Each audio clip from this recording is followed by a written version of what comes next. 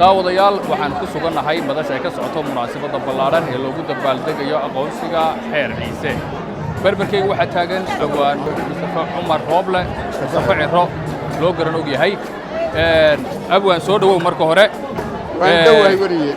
xeer ciise marxalad badan buu soo maray xeerka waxaa la sameeyey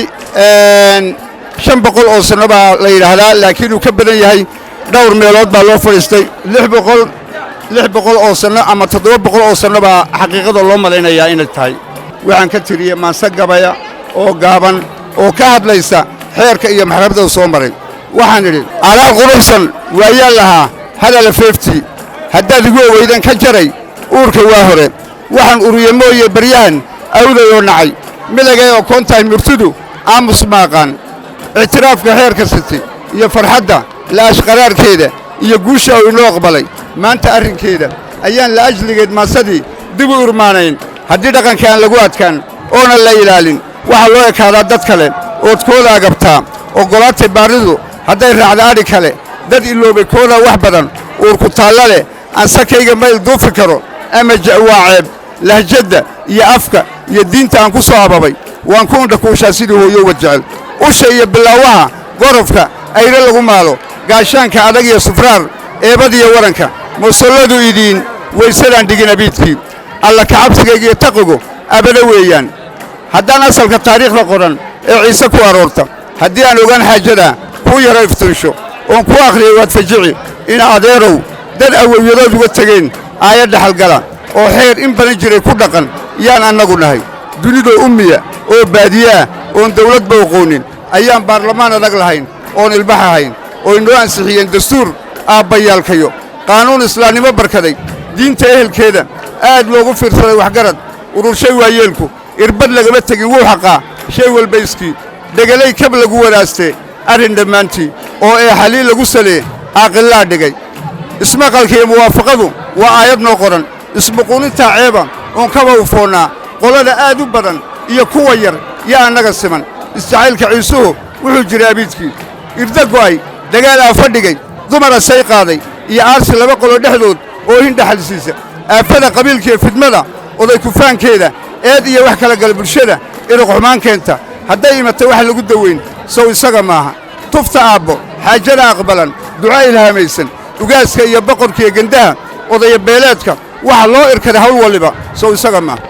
orod laguma helo boqorkayaga iyo waan afdheerahay nin adduunyo haystoo yidhaaha qaata arrinkayga afmishaar dad soo urursada iyo ruux oloola qaada ama aaqil baan ha yidhaha urini waa taa oo waxaan ansixinay qorshaha xeerkayaga adag dhaxal maaha uu eegan karo kuwa isagu dhalay iska daa ugaaskee gendaha loo abtiriyaa astaamaha shuruudaha la rabo kuwa alluhu siiyo nin ilaahay doortaa xukuma abidka ciisaha afrikaba haddii dawladaha aayar laga waayo dadka kaley ammaandarra ku iman oo is-abargoyn sidaa oo aargoosi shayddaan ku kici aafe iyo ciil sidaa iminka unbay ahaan ummadda ciisu oo xeerkii awowgood dhigay yaa ilaaliya ugaaskeenna sharafta leh gendaha odaya beeleedka ugaaskeenna sharafta leh gendaha iyaa xalliya arrin dhammaanteed oo ay ummaddoodu jeceshahay oo mar kasta ay addeecaan shalay innaga unbaa lahayn xeerkaad aragtaan maantana khalqiga wada og oo aqoonsaday oo waa ka adduunyada dhammaan gaaray arrinkii oo eebba deraje ka yeel sida cadceedda qaramada midoobaha aqbalay oo aqoonsaday yunuuska adduunyada ku tidhi qaata idilkiin ictiraafay xeerkeenna city eebba mahaddii dad kasta afkood loogu dhigi ameerika iyo eshiya iyo yurub jaynahaad aragtay dad kasta afkood loogu dhigi barri iskoollada dawlad kastaa ilaalina haddeed gaal iyo islaan istareexna goortuu jiniifa gaaray arrinkeen aqoon-yahanka dunida yaa jaamacadaha ugu imaan qof kastoo cilmiga soo afjari yaa akhrii berri adeecadaha dunida yaa gebigood looga ololayn oo inay faafiyaan amar ku qaba ooy adkeeyaan asal baan u leenahay sharafta abidkan taariikh soomaali idilkeed iyaa hesha ammaanta cid kastoo ummaddii midowda waxqabad loo ogsoon yahay cid kastoo aqliga kaashata yaa itaal weyn cid kastoo aqliga kaashata yaa itaal weyne aqoonyahanka ciisaha iyo waxgaradka oo eebba kaashanaya isxilqaadka heritage city ee eebba guuleeyey ee xeerka meesha abyoon maanta ku ekeeyey cid kastana afkood ugu turjumay ee uunka maqashiiyey uqaashiya waxgaradkii sameeyey xeerkan loo aayey ee city in badan wada fadhiyey aawadii xeerka 44kii oday ee ajadaha qaatay ee soo afjaray tafaqeetiray ummadda gaadhsiiyey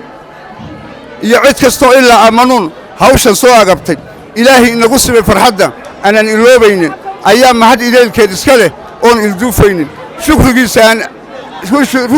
aan abid oogi doonnaa wasalaamu calaykum waraxmatullaahi wabarakaatu